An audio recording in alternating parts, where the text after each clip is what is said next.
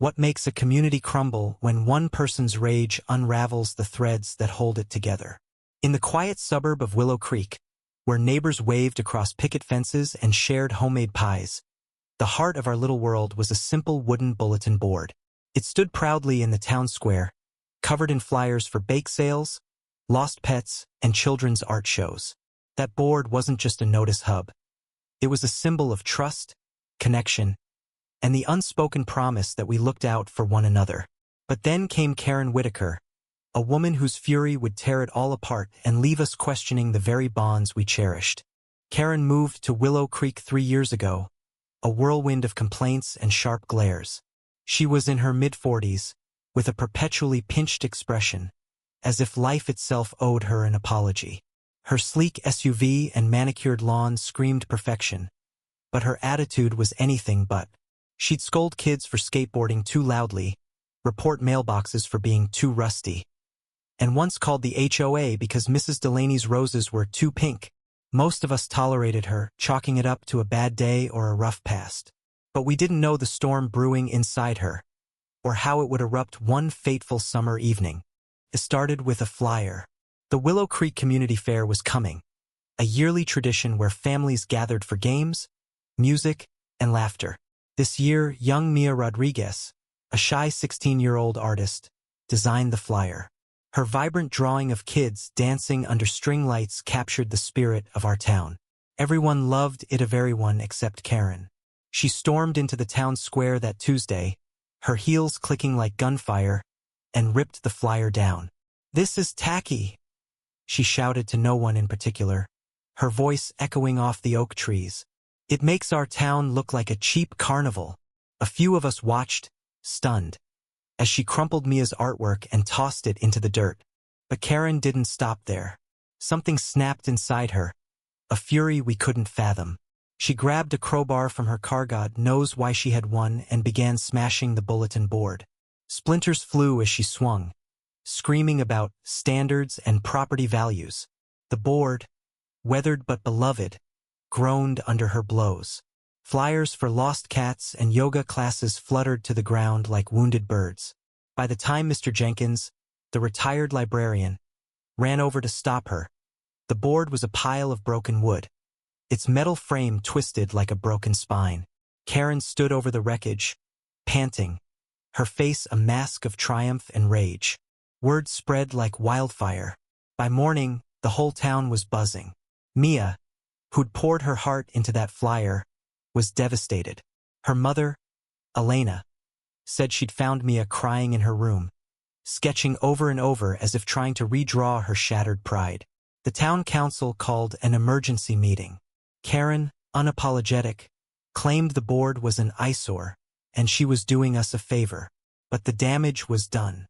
That board wasn't just wood and nails. It was where we'd posted thank yous for neighbors who shoveled snow, where we'd mourned Mr. Thompson's passing with a community vigil notice, where we'd celebrated every small victory that made Willow Creek home.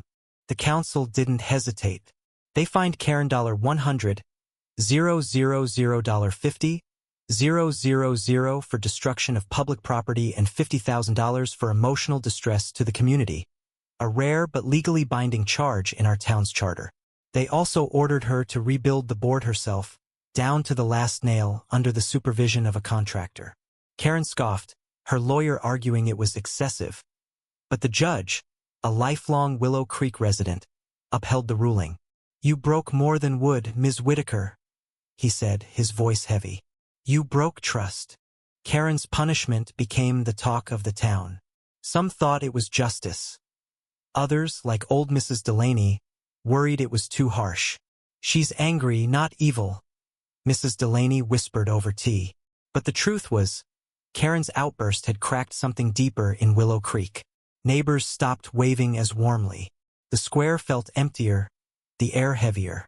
And then came the twist none of us saw coming, a revelation that turned our anger into something far more complicated. His name was Daniel Harper, a quiet man who'd lived on the edge of town for years, rarely seen except at the hardware store. He was in his 60s, with a limp and a kind smile, always carrying a worn notebook.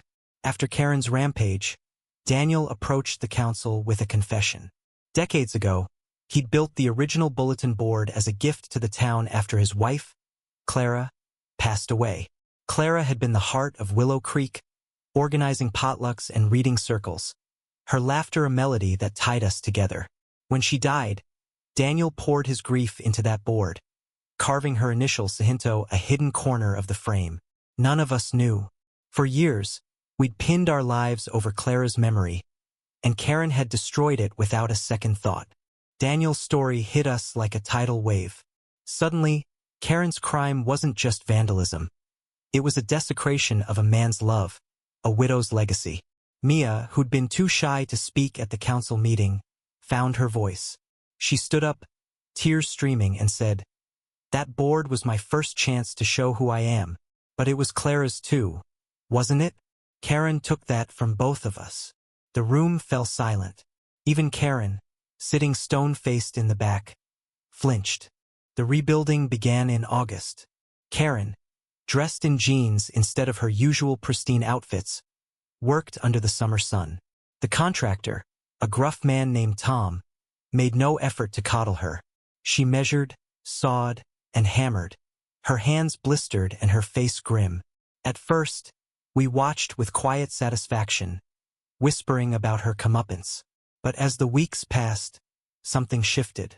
Karen wasn't just rebuilding a board. She was unraveling. She'd mutter to herself, her eyes red from sleepless nights. One day, Mia caught her staring at the pile of old flyers, now faded and tattered, and saw tears streak down her face. Then came the second twist, one that broke our hearts.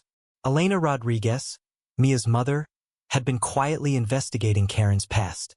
She'd heard rumors from a friend in a neighboring town and dug deeper. Karen hadn't always been the sharp-tongued woman we knew. 10 years ago, she'd been a devoted wife and mother in a small city nearby.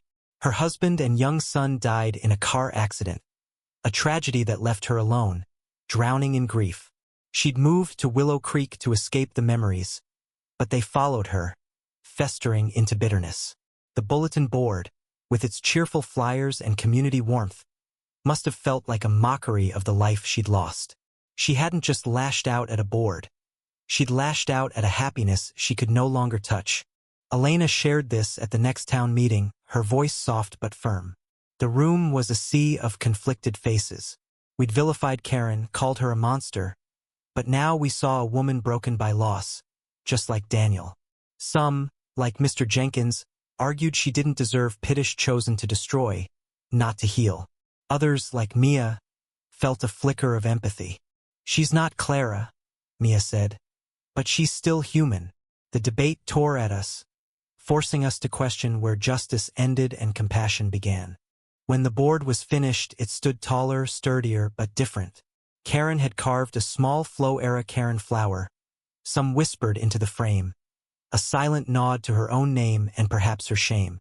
The town gathered for its unveiling, but the mood was somber.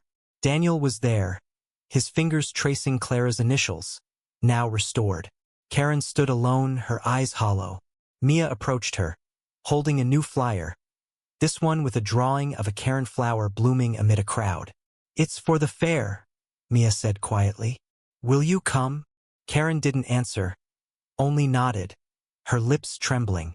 The fair came and went, but Karen didn't show. A week later, her SUV was gone, her house dark. A neighbor said she'd moved away, leaving no forwarding address.